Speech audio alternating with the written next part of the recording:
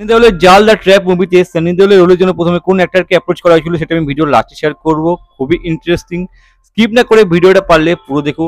তার সাথে সাথে এই সিনেমার বাজেট কত ছিল, বক্স অফিসে কত কালেকশন করেছিল, বক্স অফিসে কি ভার্ডিক্ট নিয়েছিল তাও তোমাদের সাথে শেয়ার করব। পার্সোনালি এই সিনেমাটা আমার কেমন লেগেছে তাও তোমাদের সাথে আমি শেয়ার করব। সো ভিডিওটা পুরো দেখো, আশা করছি ভালো লাগবে। আর যদি ভালো লাগে তাহলে একটা লাইক অবশ্যই করে দিয়ে যেও। So friends, welcome back to my channel. আজ 18 জুলাই 2025 শুক্রবার।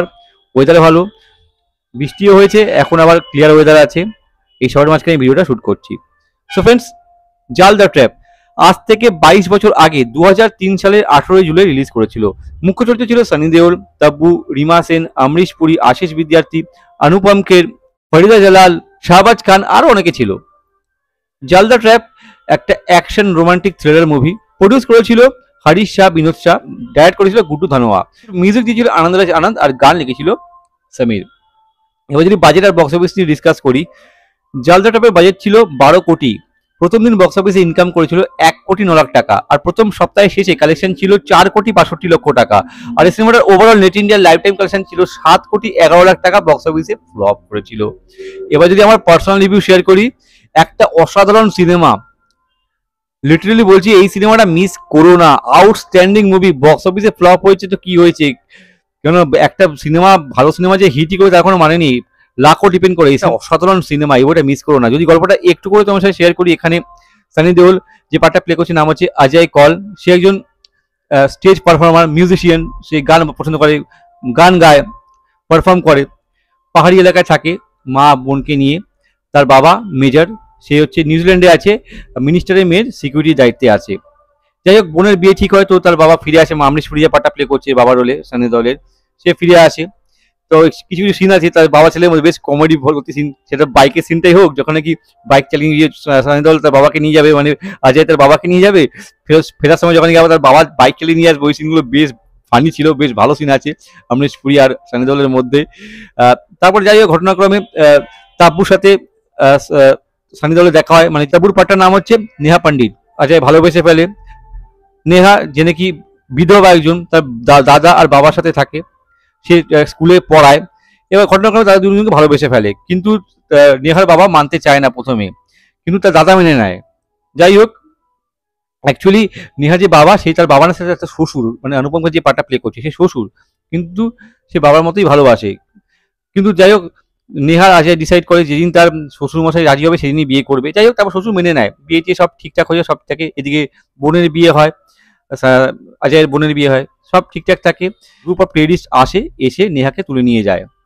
নিয়ে গিয়ে এবার যাওয়ার আগে ইসেকে অজয়কে বলে যায় যে মন্ত্রীর মেয়ে, যার সিকিউরিটি দায়িত্বে তার বাবা আছে, সেই মেয়েকে যদি তাদের হাতে তুলে দেয় তাহলেই তার গার্লফ্রেন্ডকে ছেড়ে দেবে, নাহলে কিন্তু মেরে দেবে। তাদের একজন মেন লোক ইন্ডিয়ান জেলে বন্দি আছে, তাদেরকে তারা ছাড়াতে চায়। এবার সানি দেওল কি করবে, মানে অজয় কি করবে? নেহাকে বাঁচাবার জন্য সেই নিউজিল্যান্ড যাবে, গিয়ে সেই সেই মন্ত্রী মেয়েটাকে নিয়ে কি তার হাতে তুলে দেবে? আর সেই মন্ত্রী মেয়েটার পাঠ করছে রিমা সেন। এরপর কি হয় বস, অজয় কি করবে? সে কি নিউজিল্যান্ড যাবে, নিয়ে গিয়ে কি সেই মন্ত্রীর মেয়ে যে পার্টটা প্লে করছে রিমা সেন, নাম হচ্ছে অনিতা, তাকে কি টেরিস্টের সাথে তুলে দেবে, না কি করবে? এরপর কি হবে, কি হবে, তার গার্লফ্রেন্ডকে ছাড়াবে টেরিস্টের হাত থেকে? তার জন্য আমাকে বস এই সিনেমাটা দেখতে হবে। অসাধারণ একটা সিনেমা। এই সিনেমার থ্রিলিং মোমেন্ট ব্যাপক আছে, টুইস্টটা ব্যাপক আছে এই সিনেমাতে, আর অ্যাকশন খুব ভালো, ব্যাপক একটা সিনেমা। আর ক্লাইম্যাক্সটা অসাধারণ। ক্লাইম্যাক্সটা যে ট্রেনের যে সিকোয়েন্সটা আছে, গাদারের ফিল দেয়, সব মিলিয়ে ভালো একটা সিনেমা। লোকেশন খুব ভালো, পাহাড়ি এলাকা যেখানে অজয় থাকে সেই এলাকার লোকেশনগুলো বেশ ভালো, প্লাস নিউজিল্যান্ডের সিনারিগুলো বেশ ভালো। যদি পারফরমেন্সের প্রসঙ্গে আসি, সানি দেওল এক কথায় অসাধারণ, ব্যাপক অভিনয় করেছে সানি দেওল, শুরু থেকে শেষ অবধি পাওয়ারফুল পারফরমেন্স। তাব্বু ভালো কাজ করেছে এই সিনেমাতে, রিমা সেনও যথেষ্ট ভালো কাজ করেছে এই সিনেমাতে। আর আমরিশ পুরী ব্যাপক অসাধারণ, বাবা ছেলের মুহূর্তগুলো বেশ ভালো ছিল। আমরিশ পুরী ভালো কাজ করেছে এই সিনেমাতে, পজিটিভ রোল ছিল। শাহবাজ খান এই সিনেমাতে পজিটিভ পার্ট প্লে করেছে, ভালো কাজ করেছে।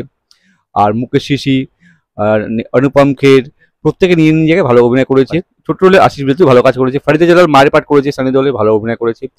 সবাই নিজ নিজ জায়গায় ভালো কাজ করেছে। টাপুর সাথে সানি দেওলের কেমিস্ট্রি এই সিনেমাতে বেশ ভালো ছিল, রোমান্টিক পোর্শনে।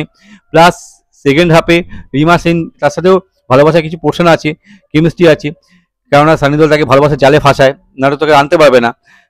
সেই পোর্শনেও রিমা সেন আর সানি দেওল কেমিস্ট্রি বেশ ভালো ছিল। গানগুলো বেশ ভালো সিনেমাতে, আমার তো বেশ ভালো লাগছে গানগুলো। সব মিলিয়ে ভালো একটা সিনেমা। এই সিনেমাটা ভুলেও মিস করো না। সানি দেওয়ালের অন্যতম সেরা বই, বক্স অফিস হয়তো চলেনি কিন্তু এটা সানি দেওয়ালের অন্যতম সেরা সিনেমা। এই সিনেমাটা মিস করো না, অবশ্যই পারলে দেখো। ফ্রেন্ডস, এখন কিছু ইন্টারেস্টিং ফ্যাক্ট। এই সিনেমাটা প্রথমে 1997 অ্যানাউন্স হয়, আর টাইটেল তখন ছিল বলিদান। লিড রোলে ছিল জুহি চাওলা আর উর্মিলা মাটুনকার, কিন্তু ওই সময় প্রজেক্টটা হয়নি। পরে 2003 সালে জালদা ট্র্যাপ নামে সিনেমাটা রিলিজ করে। ইভেন প্রথমে সানি দেওয়ালের রোলের জন্য জ্যাকি শ্রফকে অ্যাপ্রোচ করা হয়েছিল, কিন্তু কোনো কারণবশত জ্যাকি শ্রফ এই রোলটা করতে পারেনি। ফাইনালি সানি দেওয়াল এই সিনেমাতে কাস্ট হয়। বেটার বড় সানি দেওয়ালই ছিল, কারণ জ্যাকি শ্রফ থাকলে এতটা ভালো লাগতো না, কারণ সানি দেওয়াল এক কথায় অসাধারণ ছিল এই সিনেমাতে। তো ফ্রেন্ডস, যদি ভিডিওটা ভালো লাগে তাহলে লাইক করো, শেয়ার করো, আমার চ্যানেলে নতুন থাকলে সাবস্ক্রাইব করতে পারো। যদি কোনো সিনেমা সম্পর্কে জানতে চাও তো আমাকে কমেন্ট করে পাঠাও, আমি চেষ্টা করবো সেই সিনেমা সম্পর্কে ভিডিও বানাবার আর তোমাদের সাথে শেয়ার করবার জন্য। ততক্ষণের জন্য বিরতি নেবো। তোমরা প্রত্যেকে ভালো থাকো। Tata, bye, Jai Hind, take care and stay cool man.